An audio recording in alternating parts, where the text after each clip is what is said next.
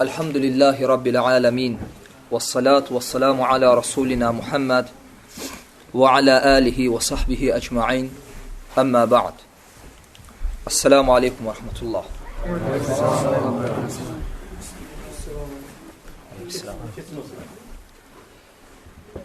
İnşallah bugünkü dərs, yəni birinci dərsdir. Və Allah Subhanahu Taala'nın ad və sifətlərinin fiqhi barəsində olacaq.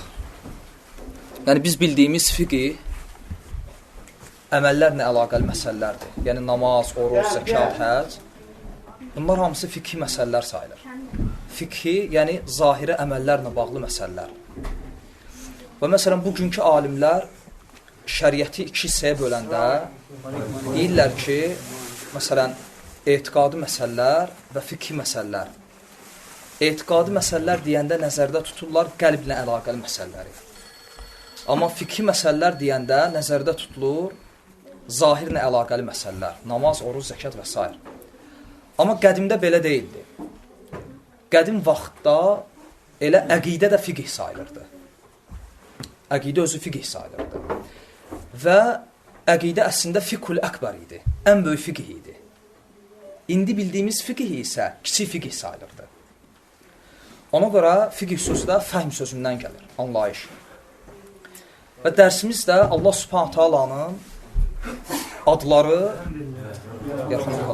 və Allah Subhanahu Taala'nın sifətlərinin fiqhi olacaq. Yəni Allah Subhanahu Taala barəsində düzgün anlayış. Müsəlmanda necə olmalıdır? Dərs ümumən barədə olacaq. Və bilmək lazımdır ki, Allah Subhanahu Taala'nın ad və sifətlərinin fiqhi İslam elmləri içərisində ən şərəfli elmdir. Necə ki, Şeyx Hüseymin Rahmanullah deyir. Çünki elm nə zaman şərəf qazanır? Baxılır ki, o elmin öyrənildiyi obyekt nədir? Yəni, məsələn, elm nədən bəhs edirsə, o bəhs edildiyi mövzuya görə elm şərəf qazanır. Və fikirləşin ki, bu elm Allah Subhanahu Taala barədədir. Və ona görə bundan şərəfli elm İslamda yoxdur. Və hansı ki, İslam alimləri, İslam elmləri üzərində çalışıblar, bu elmdən, yəni xeyirli elm üçün çalışılmayıb. Və həmçinin bilmək lazımdır ki,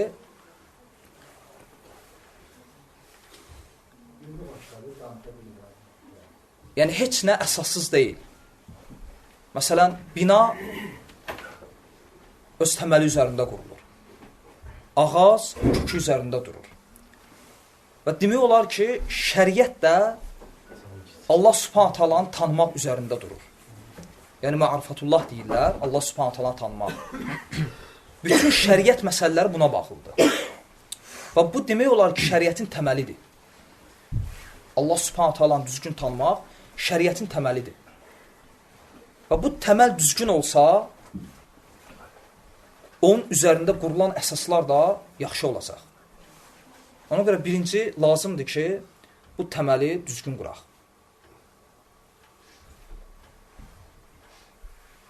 Və necə ki, Allah Subhanahu Taala Quran-ı Kərimdə bunu bizə əmr eləyir. Məsələn, 30-a yaxın ayədir Quranda. Məsələn, o ayələrdən birində Bəqərə surəsi 209-cu ayə. Allah Subhanahu Taala deyir: "Fa'lamu ennallaha azizun hakim." Fikir ver. Bilin ki, Allah aziz və həkimdir. Allah Subhanahu Taala nəyə əmr eləyir? Fa'lamu, bilin. Yəni Allah Subhanahu Taala özünü tanımağı sizə əmr eləyir. Və məsələn başqa ayədə: "Va'lamu ennallaha bikulli şeyin alim." Yenə də, va'lamu, bilin ki, həqiqətən Allah hər şey biləndir. Və ya, va'lamu ennallaha bima ta'maluna basir. Bilin ki, Allah hər şeyi görəndir. Və bu cür Quranda 30-a yaxın ayə var. Hansı ki, hamısında Allah Subhanahu Taala əmr eləyir ki, bilin. Yəni, Allah Subhanahu Taala özünü tanımağı qullarına əmr edir. Fikir ver, deyir ki, bilin ki, Allah azizdir. Bilin ki, Allah həkimdir. Hansı ki, bunlar hamısı Allah subhanahu ta'ala adlarıdır. Və Allah bunları bilməyi qullarına nə edir? Əmr eləyir. Bir şey əmrdirsə, deməli, o vacibli ifadə edir. Deməli, bilməyin nədir? Vacibdir. Və mən bu dərsləri qaydalar üzərində götürəcəm. Həm əzbərləmək, həm də başa düşmək rahat olsun.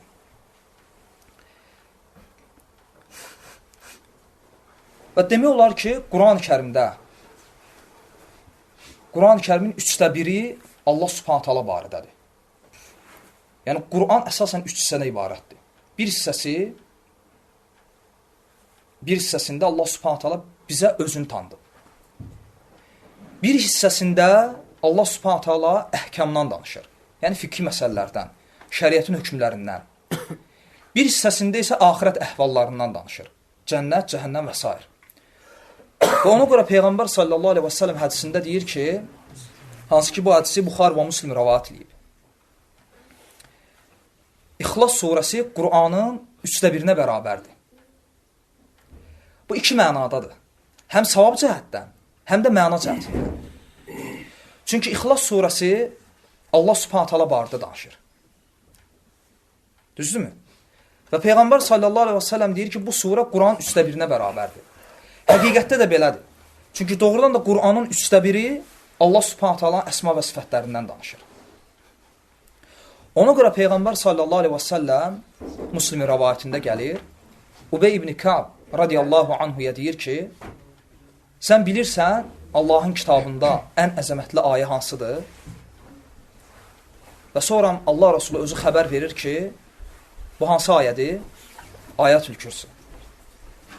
Yaxşı, səbəb nə idi ki, bu ayə Qur'anda olan 6000-dən artıq ayə var.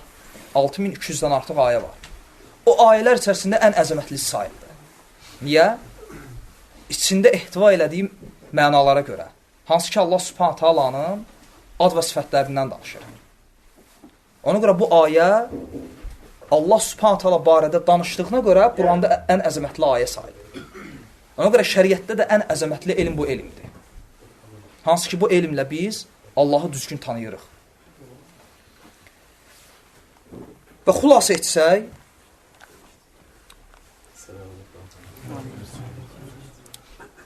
birinci, bilməlisən ki, bu elm İslam elmlərinin ən əfsəlidir. İkincisi, bilməlisən ki, Allah subhanahu ta'ala məhz bunun üçün məxluqatı xəlq edib. Allah subhanahu ta'ala məxluqatı xəlq edib, yalnız və yalnız özünü tanıtmaq və tanıdandan sonra qulları ona ibadət etsinlər deyə. Məsələn, Allah subhanahu ta'ala Talaq surəsi 12-ci ayədə buyurur. Allahu'l-ləzi xaləqə səbə səməvatin və minəl-ardı misləhum. O Allah hansı ki, 7 qat səmanı və onun mislində olan yeri yaratdı. Və bu ayə göstərir ki, yer də 7 qatdır. Yetənəzzəlul əmru beynəhunnə və Allahın əmri, Allahın yəni hökmü bu ikisi arasında gəlib gedər, enər. Yəni, göydə və yerdə elə bir şey yoxdur ki, Allah subhanahu ta'ala ora hökm eləməsin. Və sonra Allah subhanahu ta'ala səbəbi açıqlayır. Yəni, nə üçün göyləri və yeri yaradıb, səbəbi açıqlayır. Səbəb budur. لِتَعْلَمُوا أَنَّ اللّٰهَ عَلَى كُلِّ شَيْءٍ قَدِيرٍ. Ona görə yaradıb ki, biləsiz ki, Allah hər şeyə qadirdir. Özünü bildirməsi üçün yaradıb. Fikir versən. وَأَنَّ اللّٰهَ قَدْ حَادَ بِكُلِّ شَيْءٍ عِلْمًا. Və Allah hər şeyi öz elmi ilə əhatə edib. لِتَعْلَمُوا. Biləsiz ki, Allah hər şeyə qadirdir. Allah subhanahu ta'ala öz qüdrətini və elmini göstərmək üçün bu kainatı xəlq edib. Fikir versən, hətta göylərin və yerin yaradılışının məqsədi budur. Ona görə bu məqsəddən uzaq durmaq olmaz. Və başqa ayədə وَمَا خَلَقْتُ الْجِنَّ وَالْإِنْسَ إِلَّا لِيَعْبُدُونَ. Zariyyət surəsi 56-cı ayə. Mən insanları və cinləri yalnız və yalnız mənə ibadət etmələri üçün xəlq etdim. Yəni, kainatın yaradılışında məqsəd budur. Vəssalam. Hansı ki, bu kainat özü özlüyündə birbaşa Allah Subhanahu taala elminə, qüdrətinə və bir də hikmətinə dəlalət edir. Çünki məsələn biz kitab görəndə, məsələn bir kitab götürəndə əlvə, kitabı oxuyanda, oxuduğun kitabla kimi tanıyırsan? Yazarı. Yəni kitab sənə müəllifi tanıdır. Düzdürmü? Məsələn, bağ sənə bağbanı tanıdır. Bina sənə bənnanı tanıdır. Və bu kainat Allah Subhanahu taala əsəridir. Kovni əsəri. Hansı ki, bu kainatla biz Allahı tanıyırıq. Və bu kainat Allah Subhanahu taalanın elminin, qüdrətinin və hikmətinin dəlilidir. Yəni, başqa yerdə dəlil axtarmağa ehtiyac yoxdur. Kainat deyəndə həmçinin özün. Allah Subhanahu taala deyir,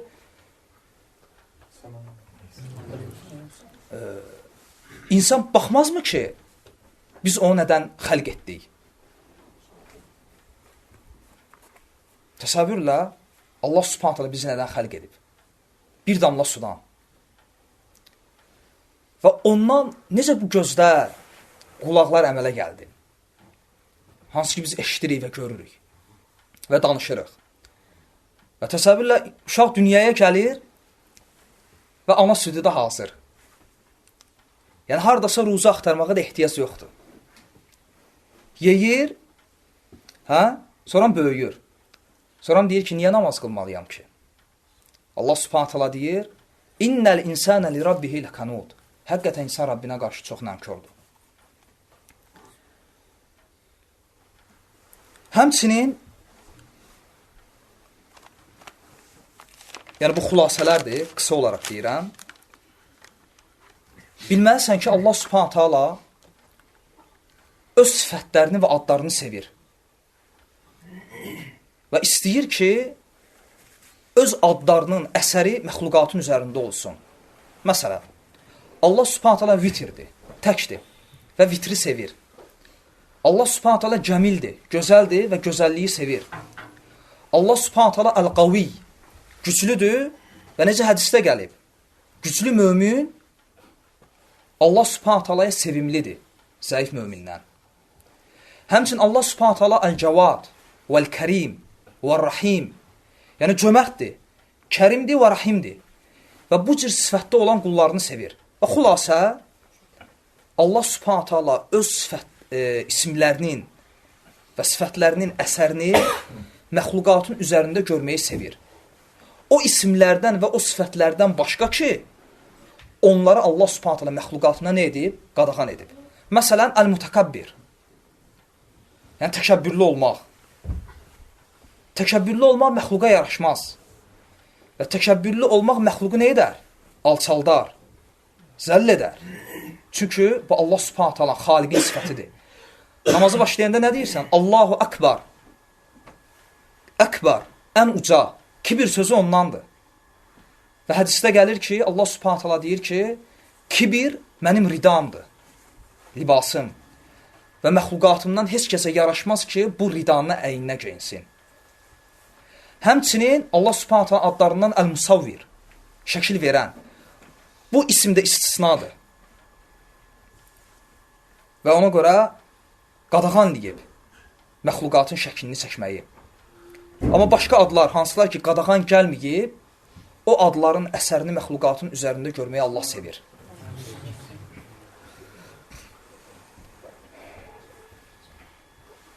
Həmçinin Allah Subhanahu taalanın adlarını bilməyin bu faydalardır. Hələ mən faydalarından danışıram. Həmçinin faydalardan da biri və ən əsası, necə ki, bunu İbn Qayyim rahimehullah Mədaricus Salikində qeyd edir. Deyir ki, Allah Subhanahu taalanın ad və sifətlərini öyrənmək Allah Subhanahu taalanın sevgisinə və mərifətinə, yəni Allahı düzgün tanımağa aparır. Və bunun nəticəsində insan nə edir? İnsanın Allaha qarşı sevgisi, xəşyəti, yəni qorxusu və təqvası artır.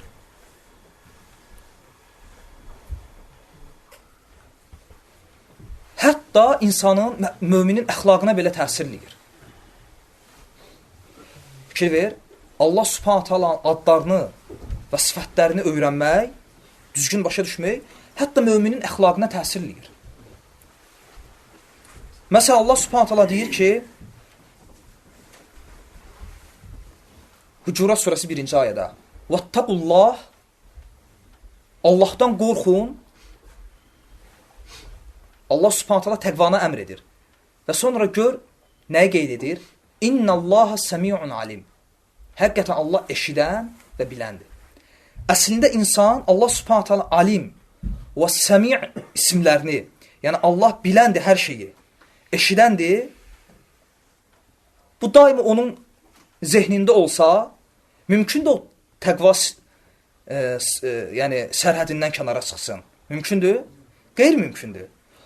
Ona görə Qur'an-ı Kərimdə ki, Allah Subhanahu taala adları gəlib, o adlar təsadüfi gəlmir. Hamısında məqsəd var. Və məsələn Allah Subhanahu taala deyir ki, Fussilə surəsi 40-cı ayədə: "İ'malu ma şi'tum." İstədiyinizi eləyin. "İnnehu bima ta'malun basir." O onsuz da bütün etdiklərinizi görəndir. Gör Allah Subhanahu taala səni nəyinə hədələyir? Basir sifəti ilə, ismi ilə. Deyir: "İ'malu ma şi'tum." İstədiyinizi eləyin. Onsuz da o etdiklərinizi görəndir. Fikir versən, Allah Subhanahu taala bir dənə görən ismini, basir ismini qavramaq nəyə gətirib çıxarır? Və başqa ayədə Allah Subhanahu taala buyurur: "Va'lamu" bilin ki, yenə də bilməyə əmr eləyir. "Ennallaha ya'lamu ma fi anfusikum." Allah sizin nəfslərinizdə olanı bilir. "Fəhzəruh." Onda ondan çəkinin. Və başqa ayədə: "Ya eyyuhan-nas, antumul fuqara'u ilallah, vallahu huvel ganiyyul hamid." Ey insanlar, həqiqətən siz Allaha möhtacsınız. Allah isə əsl övülməyə layiq olan və qani, yəni zəngin olan odur. Ayə gör necə başlayır? Ya eyyuhan-nas, antumul fuqara'u ilallah. Ey insanlar, yəni müminlərdən danışmır. Xitab bütün insanlaradır. Deyir, ey insanlar, hamınız kimə möhtacsınız? Allaha. Bu xitab ümumidir. İstəyir bu ayəni oxuyan dünyanın ən zəngin insanı olsun, mal mülk cəhətindən. Düzdürmü? Onun qəlbi döyünür, nəfəs alıb verir, demək Allaha möhtacdır, qutardı. Bütün dünya əlinin altında olsa da. Və ayənin davamında "Vallahu huvel ganiyyul hamid." Fikirdə burada huva ərəb qrammatik cəhətindən, yəni mənanı qüvvətləndirir. Yəni təmiz tərcümə belədir. Övülməyə layiq olan və əsl zəngin olan məhz Allahdır. Və sən təsəvvürlə Allah Subhanahu taala bu iki, yəni Hamid və Qani, övülməyə layiq olan və zəngindir. Bu sifətlərini qavramaqla həmçinin nəyi başa düşmüş olursan? Öz fəqirliyi. Fikir versən, Allah Subhanahu taalanı tanımaq insanı necə şərəf gətirir. Hətta əxlaqına təsir eləyir. Ona görə İbn Kəsir rahmehullah da o ayə ki var, Fatir surəsi 28-ci ayə: "İnnəmə yaxşallaha min ibadihil uləmə." Allahdan yalnız alim olanlar qorxar. Və bu ayə innəmə kəlməsi ilə başlayır. Yəni Allah innəmə bizim dildə yəni yalnız və yalnız. Yaxşallaha min ibadihil uləmə. Allahdan kimlər qorxar? Alim qullar. Min ibadihil uləmə. Və İbn Kəsir rahmehullah bu ayənin təfsirində deyir ki, yəni burada söhbət təkcə yəni şəriət alimlərindən getmir. Burada alim deyəndə həmçinin məqsəd odur ki, Allahı bilənlər. Yəni kim Allahı düzgün tanısa, ad və sifətləri ilə o nisbətdə onun xəşyəti və təqvası artar. Və bu ümumi, yəni danışdıqlarım ümumi məsələlər idi.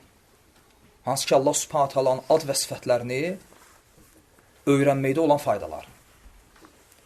Amma qaydalara gəldikdə isə Əhl-i-Sünnə vəl-Cəmaə bu məsələdə qayda qoyub. Çünki şəriətdə elə bir məsələ sən tapa bilməzsən ki, o qaydasız olsun. Bu qeyri-mümkündür. Necə olur ki, dünyəvi fənlər ki var, hamısı qaydanadır və şəriət qaydaları bundan da dəqiqdir. 2 + 2 və belədir.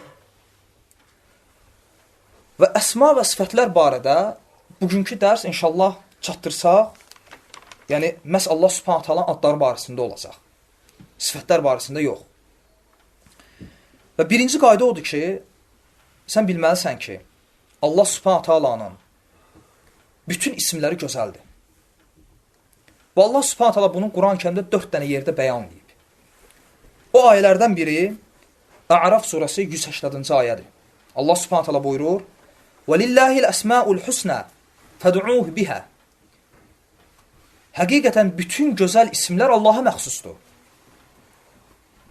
Və ona bu adlar ilə dua eləyin. Onu bu adlar ilə çağırın. Həmçinin İsra surəsi 110-cu ayə. Allah Subhanahu taala buyurur: "Qul ud'ullah aw ud'ur-rahman ayyamma tad'u falahul esmaul husna." İstəyirsiniz onu Allah deyib çağırın. İstəyirsiniz Rahman. Fərq etməz. Bütün gözəl isimlər ona məxsusdur. Həmçinin Taha surəsi 8-ci ayə. Allahu la ilahe illahu. O Allah hansı ki ondan başqa ilah yoxdur. Lehul esmaul husna. Və bütün gözəl isimlər ona məxsusdur. Və bir də Həşr surəsi 24-cü ayə. Huvallahul xaliqul bari'ul musavvir. O Allah hansı ki xaliqdir və şəkil verəndir, yaradandır. Lehul esmaul husna. Və ən gözəl adlar ona məxsusdur. 4 dənə Quranda yerdə Allah Subhanahu taala bəyan edib. Və fikir versən, heç bir ayədə Allah Subhanahu taala demir Həsən, gözəl. Deyir Əsmaul husna, ən gözəl. Və husna Həsənin cəmi deyil, Əhsənin cəmidir. Məsələn, ərəb dilində ismut taftil var. Məsələn, kəbir, böyük, əkbar, daha böyük. Həsən, gözəl, əhsən, daha gözəl. Və husna Əhsənin cəmidir. Yəni Allah Subhanahu taalanın adları gözəldir. Cavabıdır ki, yox. Allah Subhanahu taalanın adları daha gözəldir. Ona görə, məsələn, bəzi alimlər olub, etiqadla əlaqəli kitablar yazan. Məsələn, İmam Tahavi, Şeyx Allamə Səfərini və qeyriləri. Allah Subhanahu taalanın adlarının içərisinə Əl-Qədim adını da salıblar. Əl-Qədim. Amma səy odur ki, Əl-Qədim Əsmaul Husnadan deyil. Baxma ki, Həsəndir, yaxşıdır, amma Husna deyil, ən gözəl deyil. Ən gözəl nədir? Necə ki, Allah Subhanahu taala deyib. Əl-Əvvəl. Çünki qədim ismi elə bir isimdir ki, yəni bu elə bir şeydir ki, keçmişi xatırladır və köhnəlmiş bir şeydən xəbər verir. Bu isimdə yaxşı, yəni o qədər də gözəllik yoxdur. Və nə Quranda və nə də sünnədə Allah Subhanahu taala özünü bu isimlə vəsifləndirməyib. Ona görə hansı alimlər ki, bunu Əsmaul Husnadan sayıblar, onlar xəta eləyiblər. Çünki bu Allah üçün gözəl ad deyil. Allah üçün gözəl ad, necə ki Allah Subhanahu taala özü barəsində deyir. Huvəl-əvvəl. Huvəl-əvvəl vəl-axir vəl-zahir vəl-batin. O əvvəldir. Və Allah Subhanahu taala adı budur bu məsələdə.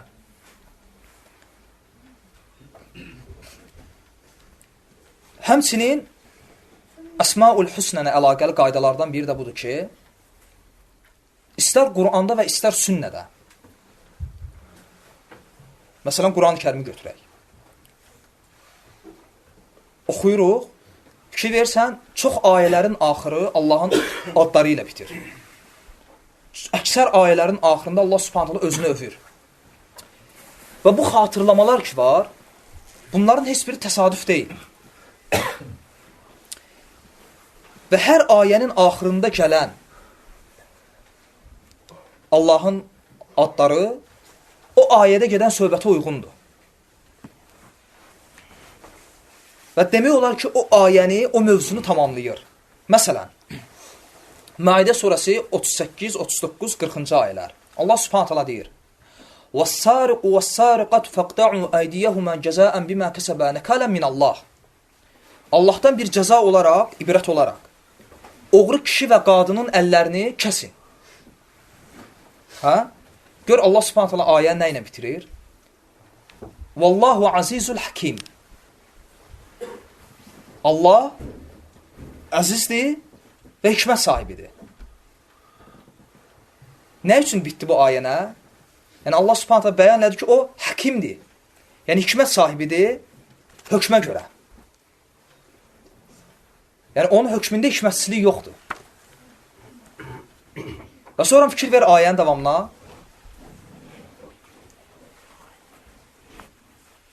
فَمَنْ تَابَ مِنْ بَعْدِ ظُلْمِهِ وَأَصْلَحَ فَإِنَّ اللّٰهَ يَتُوبُ عَلَيْهِ فَمَنْ تَابَ مِنْ بَعْدِ ظُلْمِهِ Kim öz zülmündən sonra tövbə etsə, günahından sonra və özünü islah etsə, Allah onun tövbəsini qəbul edər. Gör, ayə nə ilə bitir? İnna Allaha gafurur rahim. Allah məğfirət edən, bağışlayan və rəhimlidir. Fikir versən. Və bir sonraki ayə fikir ver. Ələm ta'lam ənə Allah ləhu mulku səmavati vəl-ard. Məgər sən bilmirsənmi ki, göylərin və yerin mülkü Allahındır?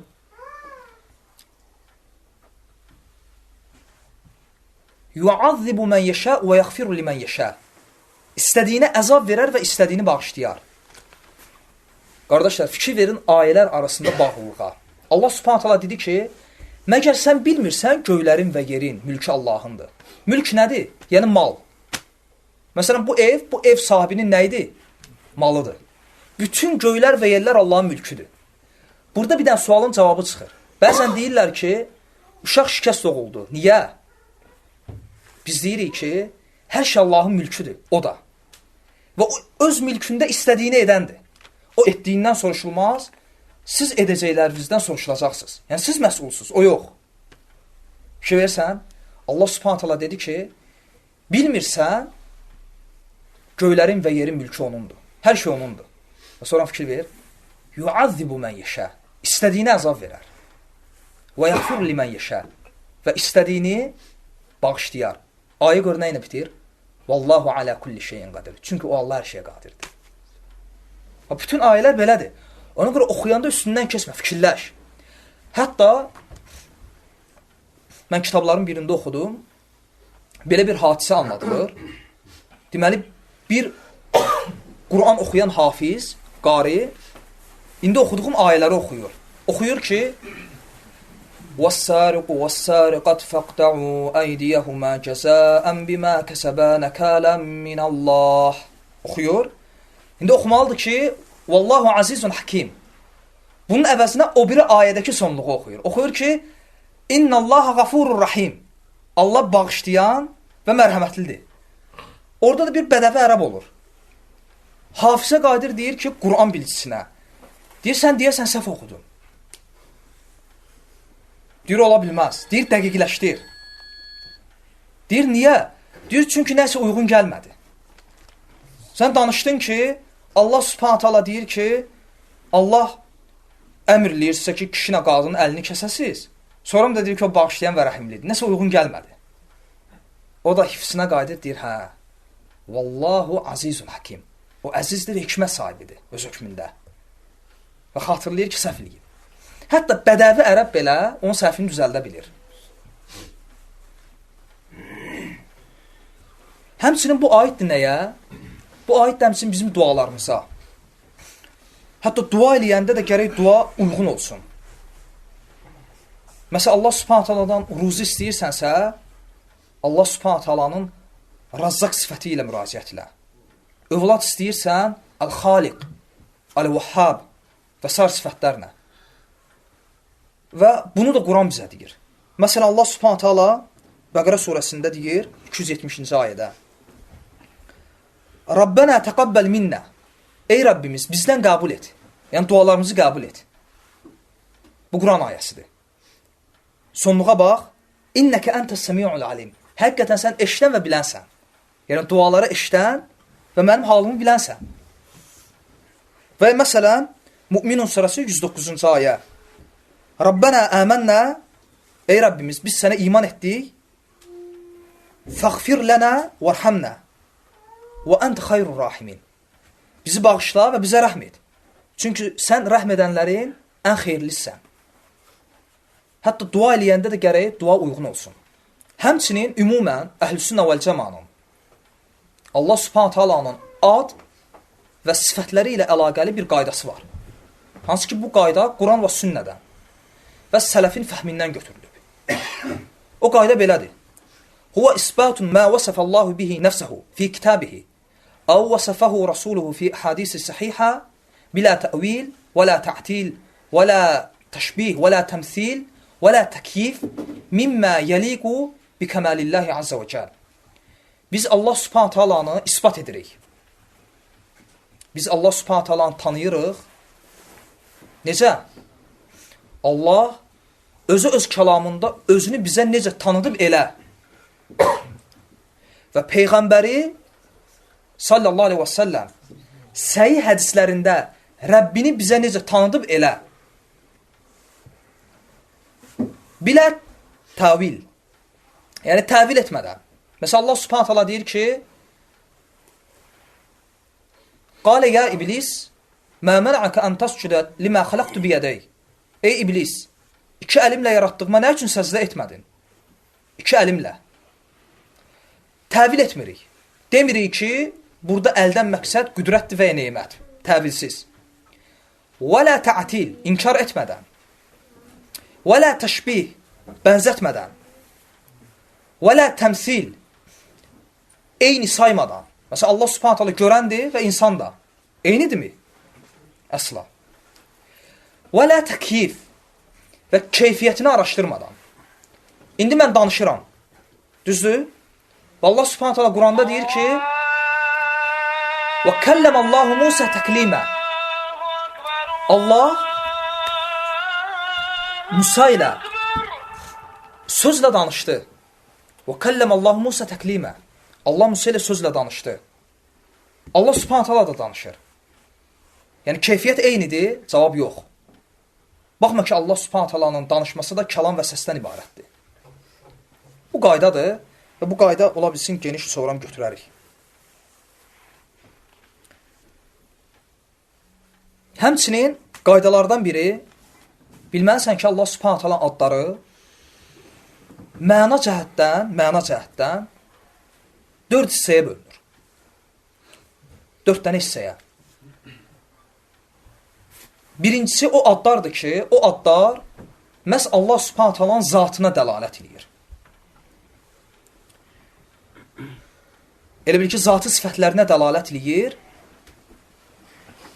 Və zatı sifət nə deməkdir? Kim deyər? Zatı sifət deyəndə nə başa düşülür? Yox, bütün sifətlər özünə məxsusdur. Yəni, feili sifət özünə məxsus deyil. Zatı sifət odur ki, yəni o sifət, o isim Allahın zatından ayrılmaz. Və Allahın istəyinə də bağlı deyil. Yəni, burada Allahın məşiyyəti, istəyi girmir. Və Allahın zatından ayrılmır.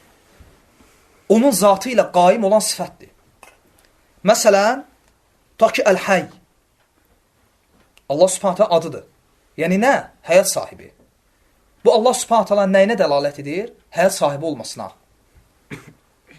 Və ya məsələn, Əl-Alim və ya Əl-Qadir, Əs-Səmi' Əl-Basir.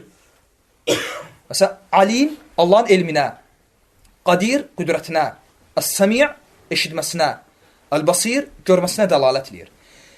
Və bu isimlər Allah subhanahu taalanın zatı sifətlərinə dəlalət edir. Çünki görmə, eşitmə, qüdrət, elm və ya həyat və s. və ilə axır.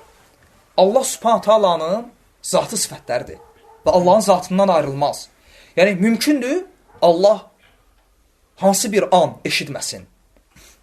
Mümkündür Allah subhanahu taala hər hansı bir an elmdən, yəni elm sifətindən, elmdən və ya qüdrətdən uzaq olsun. Yox. Niyə?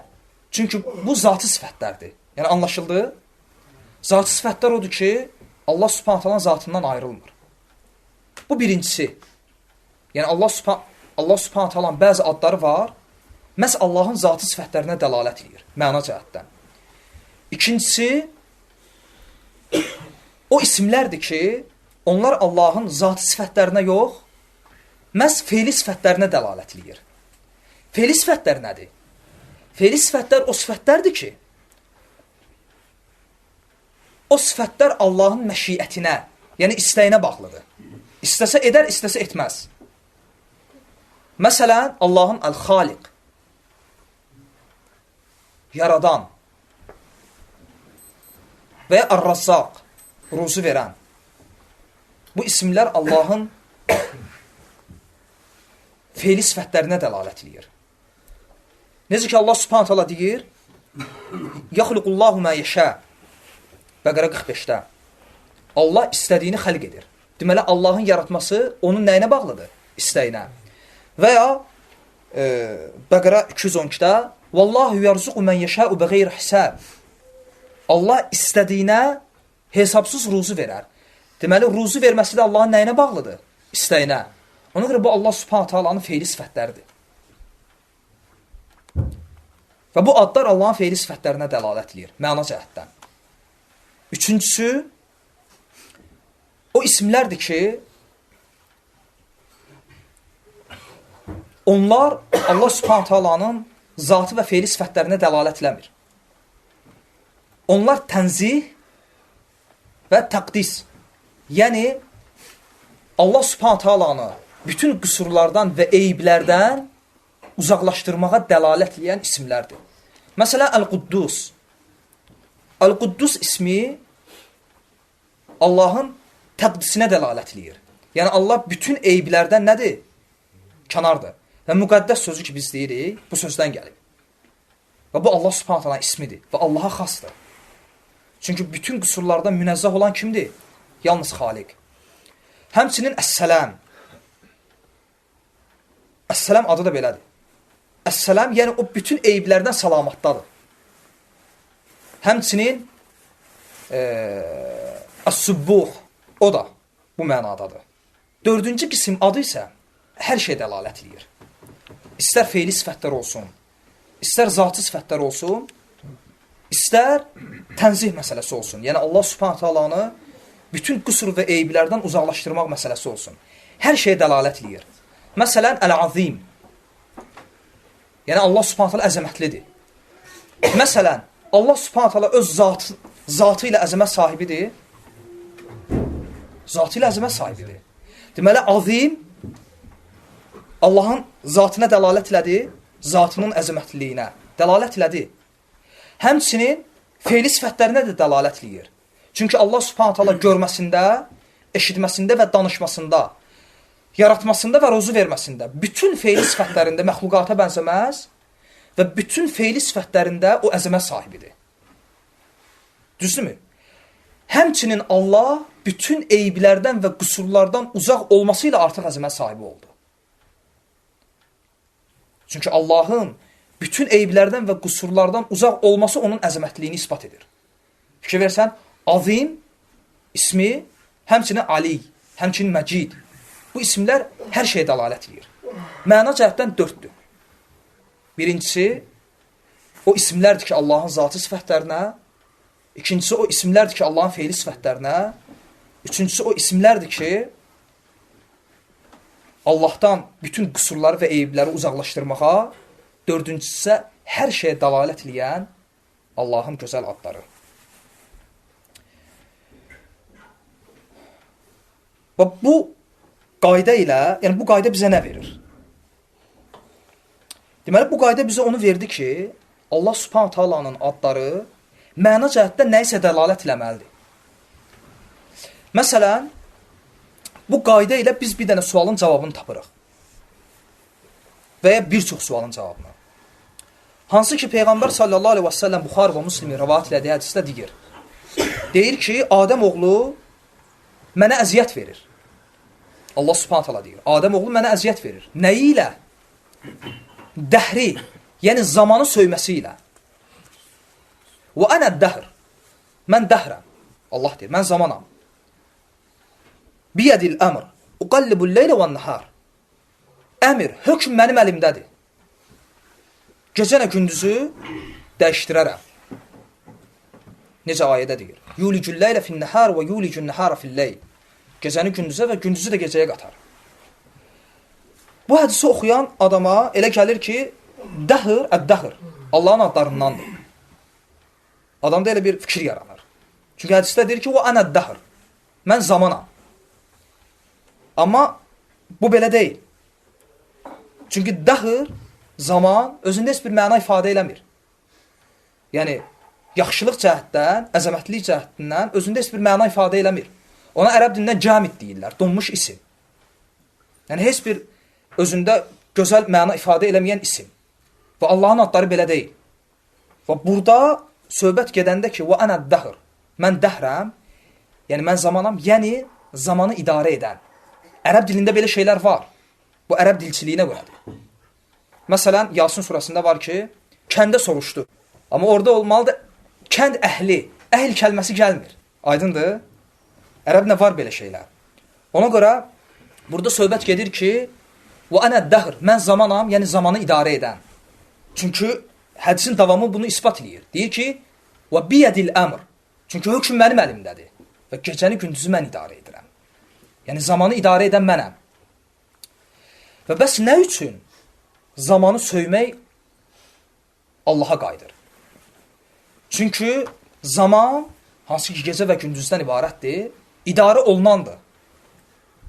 Və idarə olunanı söymək o məxluqdur. Qayıdır kimə o söyüş? Onu idarə edənə.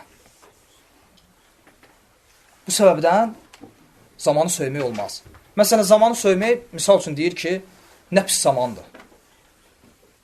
Məsələn, çox deyirlər belə. Və ya başqa cür, məsələn, zamanı söyürlər. Məhv olsun belə zaman. Belə.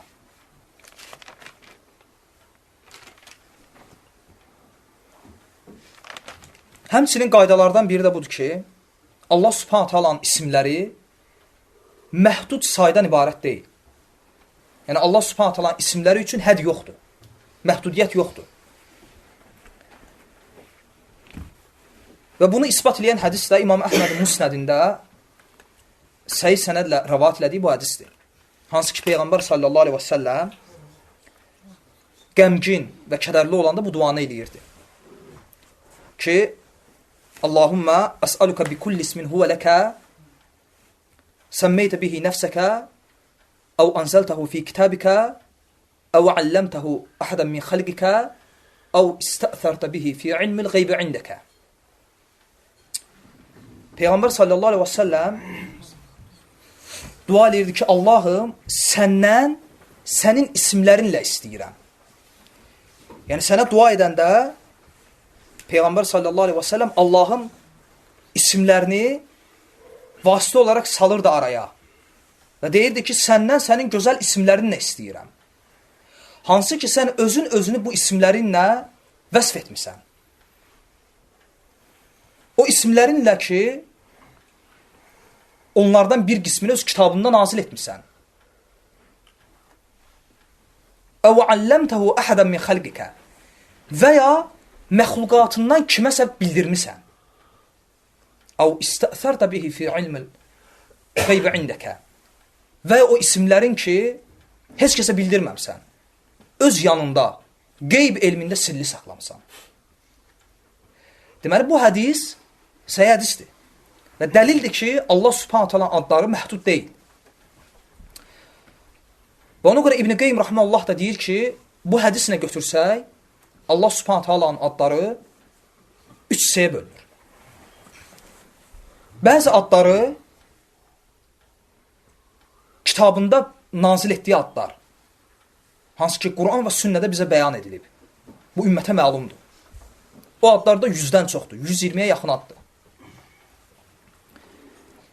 Və ikinci qisim adı isə, ola bilər Allah Subhanahu taala məxluqatından kiməsə bildirsin. Məsələn, ola bilər əvvəlki qövmlərdən, əvvəlki peyğəmbərlərdən kiməsə o ad bəlli olsun, Allahın o adını biz bilmirik. Və məxluqatından cinlərə və mələklərdən kiməsə bildirsin, insanlar o addan bixəbər olsun. Üçüncüsü də o adlardır ki, hansı ki məxluqatından heç kəs bilmir onu. Və o Allahın yanında qeyb ilmində sirli olan adlardır. Və yaxşı, onda Buxar və Müslimin rəvayət etdiyi bu hədisə nə deyəcək? Peyğəmbər sallallahu aleyhi və səlləm deyir ki, Allahın 100-dən 1 əksik 99 adı var. Mən əhsəhə dəxiləl cənnə. Kim onları saysa daxil olar cənnətə. Bəs bu hədisin mənası nədir? Bu hədisin mənası rahatdır.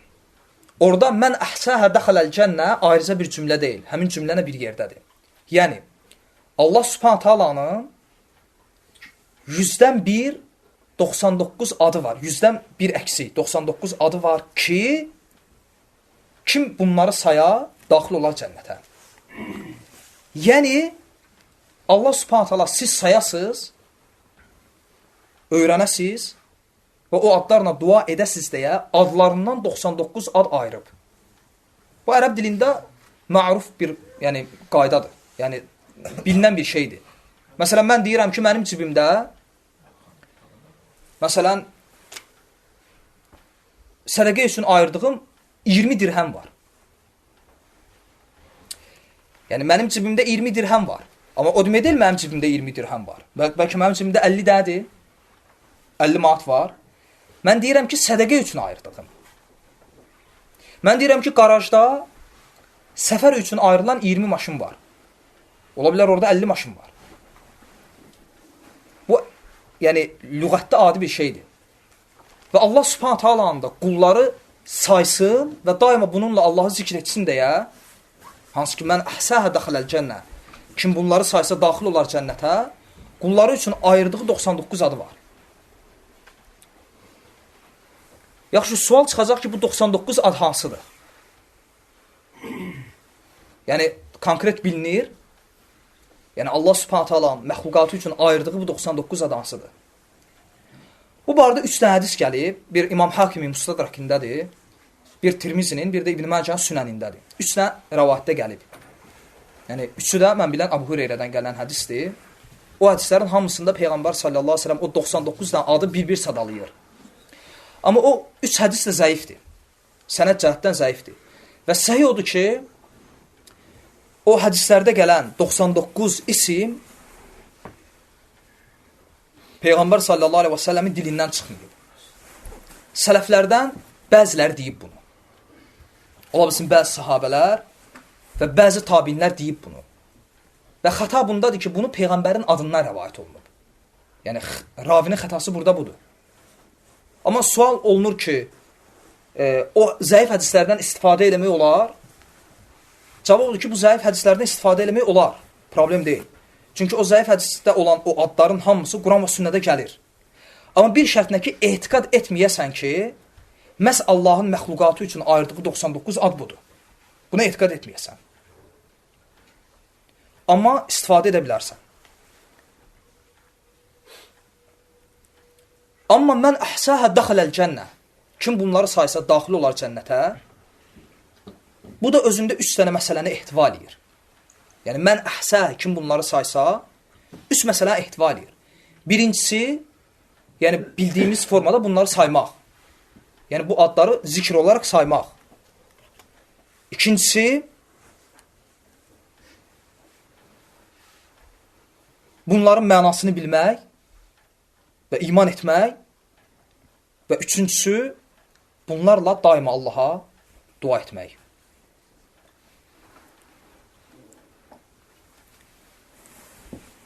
Həmçinin qaydalardan biri, bilməlisən ki, Allah Subhanahu taalanın adları təvqifidir. İstihadi deyil. Təvqifi vaqəfə sözündəndir. Yəni, durmaq. Yəni, istihadi deyil bu. Bunlar istihadi məsələlər deyil. Yəni, məsələn, mən oxuyum Quranda bir ayəni və o ayədən istihad edeyim, özüm, müstəqil, deyim ki, Allahın belə bir adı var. Belə şey edə bilməzsən. Baxma ki, ola bilər rastıva çıxar, alimlərdən kimsə bunu etsin. Xətadır bu. Necə ki, Allah Subhanahu taala deyir, A'raf surəsi 33-cü ayədə, Qul innəmə harrama rabbiyəl fəvahişə mə zahara minhə və mə batana və l-ismə və l-bəğyə bi qeyril haqq.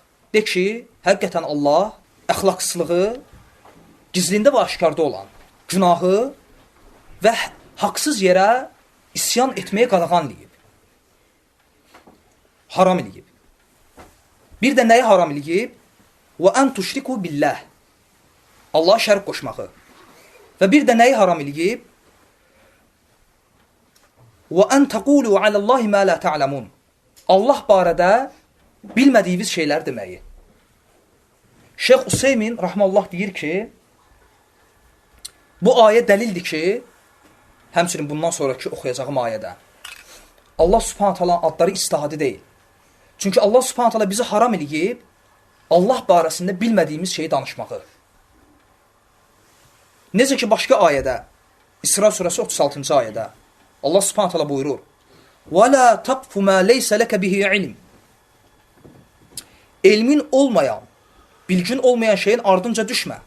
İnnə səm'a vəl-basara vəl-fuada kullu ulaika kana anhu mas'ula. İstər göz, qulaq, qəlb olsun, bunların hamısı nədir? Məsuldur, cavabdehdir. Bu ayədə dəlildir. Yəni, bilmədiyin, bilgin olmadığı bir şeyin ardınca düşmə. Niyə görə? Çünki Allah subhanahu ta'ala ad və sifətləri qeybi məsələlərdir. Qeybi məsələlərdir. Məsələn, cənnət, cəhənnəm məsələləri, axirət məsələləri, məsələn, ruhla əlaqəli məsələlər, həmçinin Allah subhanahu ta'alanın ad və sifətləri ilə əlaqəli məsələlər, həmçinin qədər məsələsi, bunlar hamısı qeybi məsələlərdir. Və qeybi məsələlərdə ictihad yoxdur. Quran və sünnədə nə gəlibsə odur. Ona görə ictihad edə bilməzsən. Məsələn, bir ad dediyim ayə. Məsələn, oxuyacaqsan ki, Quranda və kəlləməllahu Musa təklimə. Allah Musa ilə sözlə danışdı. Və kəlləməllah. Allah danışdı. Ərəblə danışana nə deyirlər? Mütəkəllim. İndi biz bu ayədən istihad edib deyə bilərik ki, Allahın belə bir adı var. Əl-mütəkəllim, danışan. Deyə bilərik? Deyə bilmərik. Aydındır? Allah subhanahu ta'ala özü özünü bu adına adlandırmadıqca məxluqatın ixtiyarında yoxdur bu. Və məsələn, başqa ayda Allah subhanahu ta'ala buyurur, Mə nənsəx min ayətin əv nunsihə nə'ti bi xeyrin minhə əv mithlihə. Biz bir ayəni nəsx etsək, yəni biz bir ayənin hökmünü aradan qaldırsaq, deməli Allah subhanahu ta'ala nə edir? Nəsx edir. İndi biz deyə bilərik Allaha ən-nasix, nəsx edən. Yəni özümüzdən belə bir ad verə bilərik? Verə bilmərik. Bu da qaydadır. Allahın adları barəsində bilməlisən ki, Allahın bütün adları təvqifidir. Nə gəlib, ona tabi olursan. Və istihad edib, Quran ayələrindən özündən Allah üçün ad çıxara bilməzsən. Həmçinin bir dənə qayda var, o da önəmlidir. Bu diqqətli olun. Allah subhanahu ta'ala bütün isimləri Allahın bir sifətinə dəlalət eləyir. Və belə deyim, Allahın isimlərindən sifət çıxara bilərsən. Məsələn, oxuyursan ki, Əl-Alim, Allah alimdir.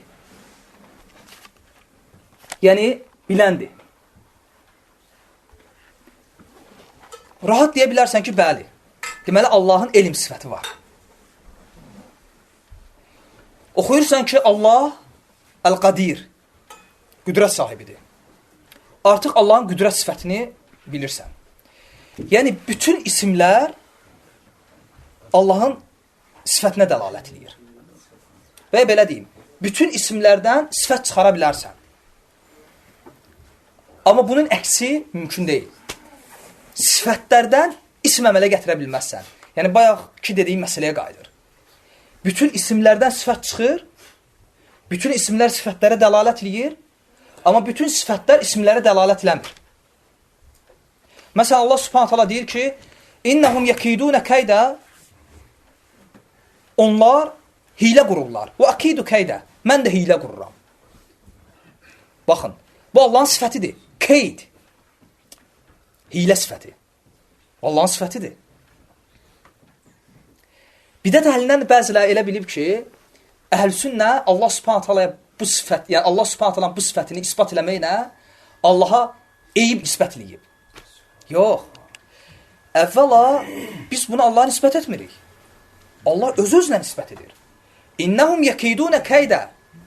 Onlar mənə hilə qururlar. Və əkidu kəydə. Yəni, açıq aydın. Mən də onlara deyir, hilə qururam. Allahın keyd sifəti var. Əksinə, biz Allahın bu sifətini ispat etməklə Allahın şanını ucaldırıq. Bilirsiniz niyə? Və biz ispat edirik ki, və biz deyirik ki, deməli, Allah öz ucalığı ilə ona qarşı hilə quranların yanında aciz deyil. Onların hilələrini onların başına yəni, salar. Və əkidu kəydə. Deməli, keyd Allahın sifətidir. Və Allahın başqa sifəti var. Məkir. O da məkir sifəti, o da hilə mənasındadır. O da Quranda çox yerdə gəlib. Amma indi biz bu sifətdən ad çıxara bilərik. Məsələn, əstəğfirullah deyə bilərik. Allahın bir adı hiləkər. Yox. Görürsən, sifəti ispat edirsən, amma ondan ad əmələ gətirə bilmirsən. Və məsələn, Allah subhanət hala deyir ki, İnnəmə nəhnu müstəhziun. Bəqərə surəsi 14-cü ayə. Biz deyir, Allah subhanət hala deyir ki, yəni, biz onlarla istehza edirik. Allah subhanət hala istehza edir. Bu Allahın sifətidir. Allah subhanət hala Allahı öz zənnində ələ salanları ələ salır. Amma indi biz bunu Allah üçün isim verə bilərik. Və Allah subhanət hala deyir ki, Ən-Nisa surəsi 142-ci ayədə İnnəl münafiqinə yuxadi'un Allah və huvə xadi'uhum. Münafiqlər Allahı aldatmaq istəyirlər. Halbuki Allah onları aldadır. İndi məsələn, Allah subhanət hala isim verə bilərik Allahdan. Yox. Ona görə qaydadır. Hər isim sifət tələb edir. Hər isimdən sifət çıxır. Amma hər sifət isə isim tələb etmir. Sonra başqa bir məsələ. Biraz qısa-qısa eləyirəm ki, həm də yormuyor. Həm də bu dərsə yəni Əsmaül Hüsnə barədə olan qaydaları bitirək. Başqa bir məsələ də budur ki, İsmul Ə'zam və yəni Allah subhanət hala ən əzəmətli ismi hansıdır? Ən əzəmətli ismi. Yəni Əsmaül Hüsnə içərisində, adları içərisində bizə məlum olan ən əzəmətli ismi və ya ən əzəmətli isimləri. Bu barədə alimlər ixtilaf eləyiblər. Və ümumi dəlillərdən mən özüm üçün seçdiyim budur ki, Allah subhanət halanın ən əzəmətli ismi Allah ləfzi cələlədir. Allah ləfzi. Bu Allahın ən əzəmətli ismidir.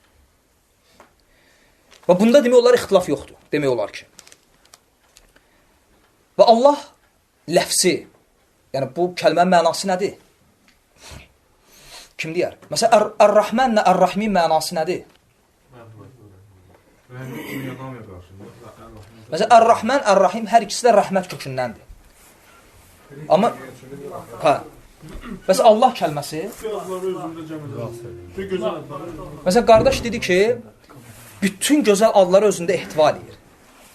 Qardaş dedi ki, ilah, yəni ilah ləfsindən götürülür. Hər ikisi də düzdür. Bəzi alimlər o mənanı verməyiblər. Deyiblər ki, Allah ləfsi özündə müəyyən bir mənanı ifadə etmir. Fəqət bizə məlum olan odur ki, bütün adları özündə ehtiva edir. Amma bəzi alimlər deyir ki, yox, iləh kəlməsindən götürülüb. İləh kəlməsindən götürülüb və iləh kəlməsinin qabağına əlifləm qoyulub, olub Allah. O biri qism alimlər isə deyiblər, yox. Əgər iləh kəlməsinin qabağına əlifləm qoyulsaydı, Allah subhanət halanın bütün adlarında əlifləm var. Ər-Rəhmən, Ər-Rəhim, Əl-Məlik, Əl-Quddus, Əs-Sələm. Düzdürmü? İndi sən bir dənə dua ilə, qardaş. Dinən ki, ey Rəhman, ərəbcə bir dədinən, yə, yox, Ər-Rəhmən deyilməz, yə Rəhmən. Ərəbcə qaydadır, yə gəldi, xitab gəldi, əlifləm düşəcək. Ər-Rəhmən, müraciət, yə Ər-Rəhmən demirsən, deyirsən, yə Rəhmən. İndi Allaha xitab ilə, ya Allah, əlifləm düşmədi ki? Düşmədi. Ona görə onlar deyiblər, yox, burada əlifləm qoyulmuyor. Böyle kökündə var.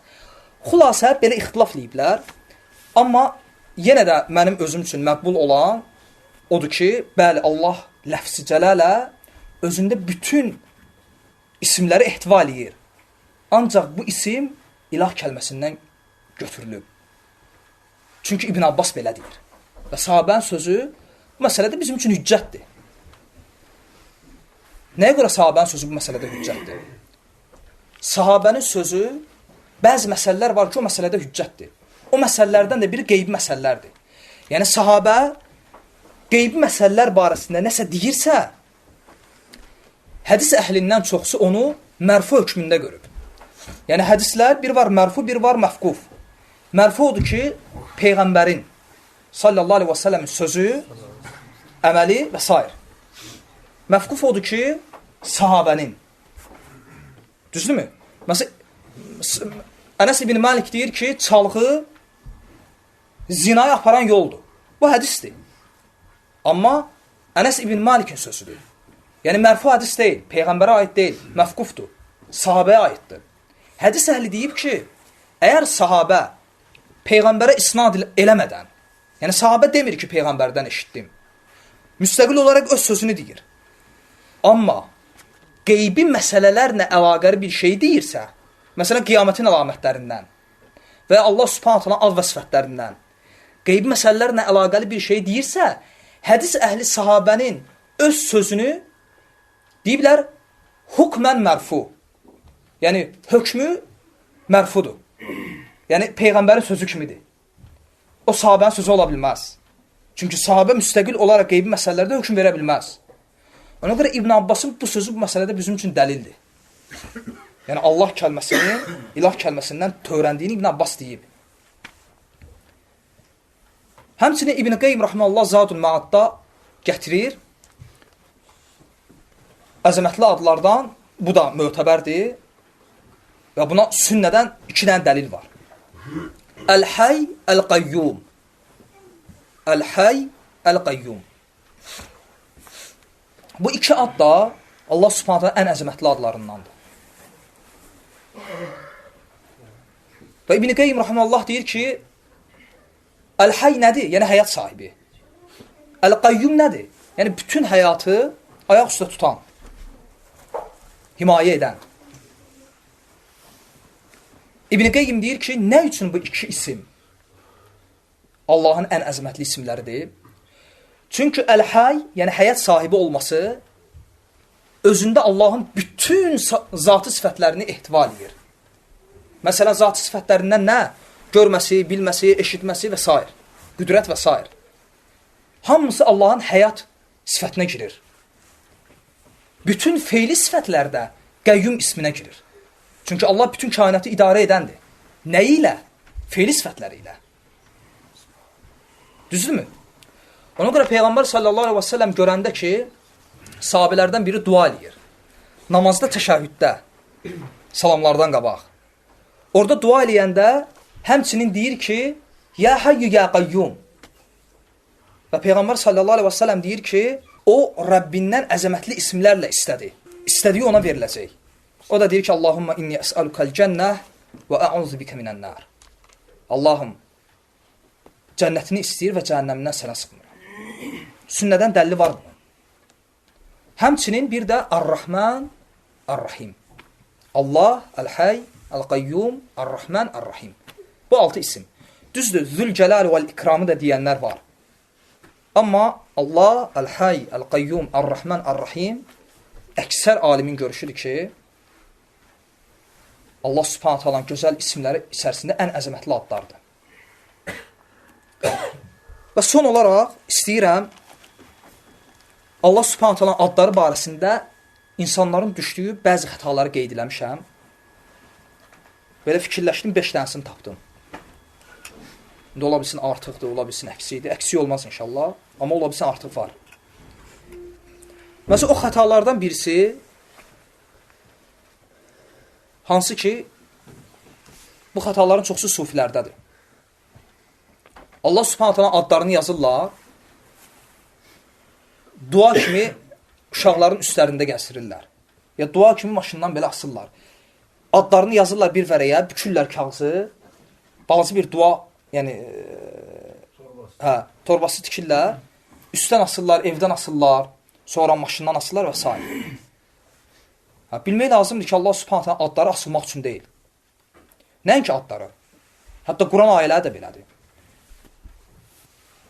Çünki onlar dəlil gətirirlər ki, məsələn, Quranda ayələr var ki, Quranda möminlərə şəfa və hidayət olan ayələr var. Deyirlər ki, əgər Allah Subhanahu taala deyirsə ki, Quranda möminlər üçün şəfa olan ayələr var, deməli, onda asarıq bu ayələri, yazarıq kağıza, asarıq, şəfa taparıq. Söhbət o ayələri oxumaqdan gedir. Çünki şəfa kəlməsini götürüblər, hidayəti buraxıblar. Allah Subhanahu taala deyir ki, Quranda möminlər üçün şəfa və hidayət olan. Onda elə çıxır ki, o ayələri kimisə üstünə assan o hidayət tapacaq? Yox. Əsma-ül Hüsnədir belədir. Peyğəmbər sallallahu əleyhi və səlləm deyir ki, "Mən əhsəhə dəxələl cənnə." Kim onları saysa, deməli ki, assa. Bu birinci xətadır, hansı ki qeyd eləmişəm. Həmçinin xətalardan da biri, bu buna oxşuyur, amma fərqlidir. Lövhələr düzəldirlər, gözəl çərçivədə. Allah Subhanahu adlarını dəri üzərində, nə bilim, taxta üzərində, kağız üzərində yazırlar, üstündən şüşə zat. Və Allah Subhanahu adlarından pul qazanırlar. Arxasında açırsan, Made in Çin. Çin buraxıb, neçəsində görmüşəm. Müsəlman da alır. Və onlar bu cür pul qazanırlar. Bu bidətdir. Yəni, olmaz belə. Belə şeyləri Allah Subhanahu taala istər adları, istər ayələri bu cür asmaq olmaz. Yəni, bidətdir, haram deyil. Yəni, haram o məndə deyil ki, yəni, demirik ya, haramdır. Amma şəriətdə yoxdur belə şey. Çünki Quran ayələri və hansı ki, Əsma-ül Hüsnədən danışırıq, bunun üçün deyil. Hansı ki, insanlar elə formalarda yazırlar ki, məsələn, ona xəttatlıq deyirlər, hətta özlərinə sənət də düzəldiblər. Ayələri bir-birlərinin içərisinə salaraq. Heç oxumaq da olmur. Yəni, bu xətadır.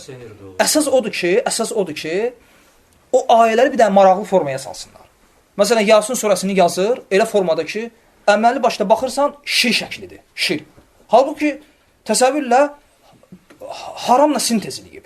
Çünki şəkil, onsa haramdır. Və Quran ayələri ilə bir dənə yazıb, əmələ gəlib bir dənə şir. Mən özüm görmüşəm. Və ya quş şəkli, bir qanadında, məsələn, Ər-Rahman surəsi, o biri qanadında Yasin surəsi. Belə şey olar. Həmçinin, bu xüsusən dediyim, indi sufilərdə var. Məsələn, nurçularda da var.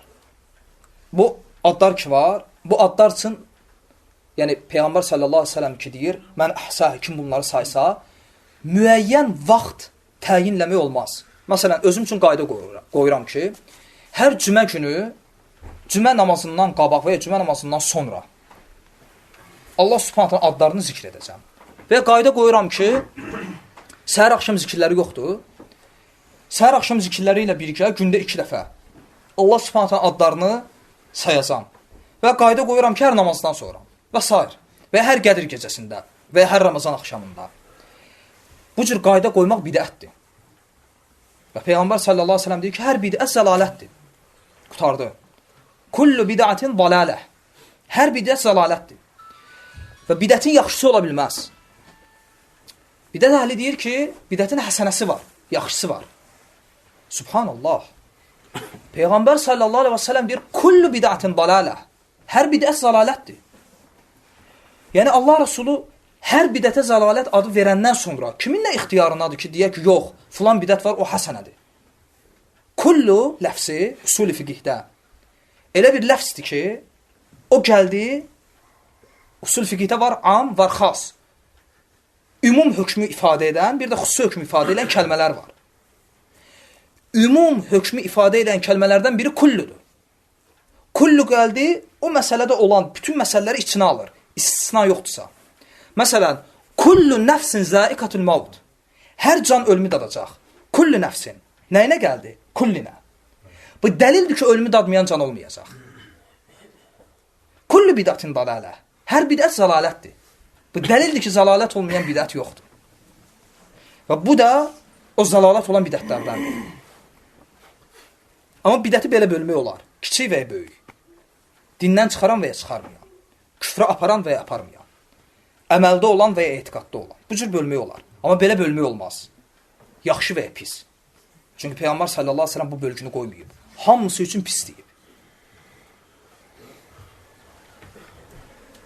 Həmçinin xətalardan biri, dördüncüsünü qeyd etmişəm. Bu da var bəzi, bu da yenə də sufi təriqətlərindədir. Çünki belə axmaq şeylər onlardan çıxarmışam. Elə etiqad edirlər ki, təbii ki, bunların Quran və sünnədən dəlili yoxdur. Onlar üçün dəlil ümumiyyətlə Quran və sünnə deyil. Onlar üçün dəlil şeyxin sözüdür. Şeyx müridə nə dedi? Çünki onlarda qaydadır ki, mürid, yəni tələbə, şeyxinin qabağında necə olmalıdır? Ruhsuz bədən. Ruhsuz bədən. Və salam. Nə dedi? Ləbbeyk, baş üstə. Və əməlləməlidir. Və onlarda belə bir etiqad var ki, Allah subhanət halanın hər ismində xüsusi nəsə qüvvə görürlər. Məsələn, xüsusi nəsə qüvvə görürlər.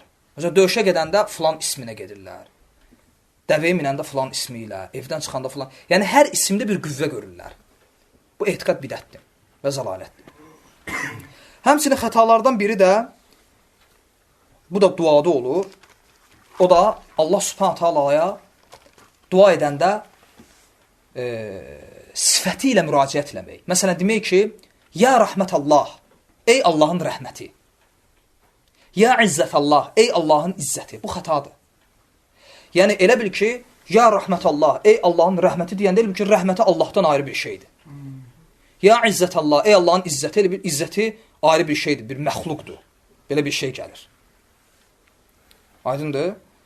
Ona görə caiz deyil. Bir də sonda bir şey deyim, o da Allah subhanət hala adlarını məxluqa qoymaq. Və məlumdur ki, qoyanda lazımdır ki, abd kəlməsi qoyasan qabağına.